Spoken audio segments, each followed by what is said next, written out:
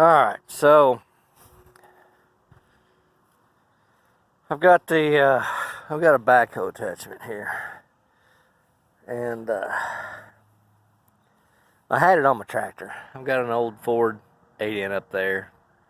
It ain't much, but it does its job. It's got a front end loader on it, all that stuff. Anyway, I had it on there. It doesn't seem like the pump wants to run it. The motor it seems to just kill the motor anytime the hose activated. So I've made a few calculations back and forth of what I wanted to do, whether I wanted to swap motor on the tractor to a bigger motor, which of course is time, and I've got a lot of stuff I need to be doing with this backhoe. So anyway, I come to the conclusion that the best thing for me to do is to actually put it on my old log splitter. Now, thankfully, when I build stuff, I tend to overbuild it,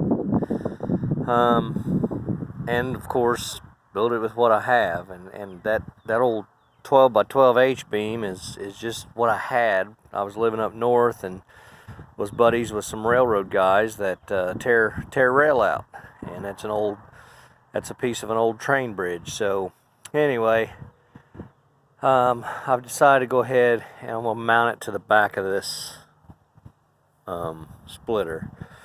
Another reason why is I had thought about actually putting a pump on the back side of the hoe that hooked into the PTO, because the PTO is geared down so the motor would be able to run a pump. But then you're going to need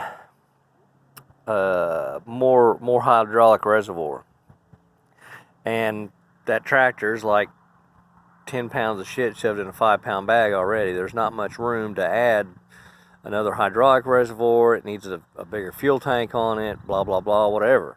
So again, it goes back to what I have right here. So I've got a pretty good sized tank on it, and it's probably half full, which is plenty of liquid to keep the hydraulics cool. It goes back to being a better solution. I've got the ram off of it because the ram seals went bad in the ram. I don't really use it. I probably will this winter because I've got a outdoor wood heating stove that I'm setting up. But when I built this, I bought the biggest 2-stage pump that you can get, which is like a 16 gallon per minute or something like that. And this 12 horse Briggs, it has, I don't know that I've ever kicked that down to the lower stage. It seems to do its thing, and the way that kicks down is RPM. Once it drops below, I think 11 or 1200 RPMs, it'll actually kick the pump into low gear basically. So anyway, that's what I'm gonna do. I'm gonna start redneck engineering some components, mounts and whatnot to mount this thing on this splitter. So I'll show progress as I go.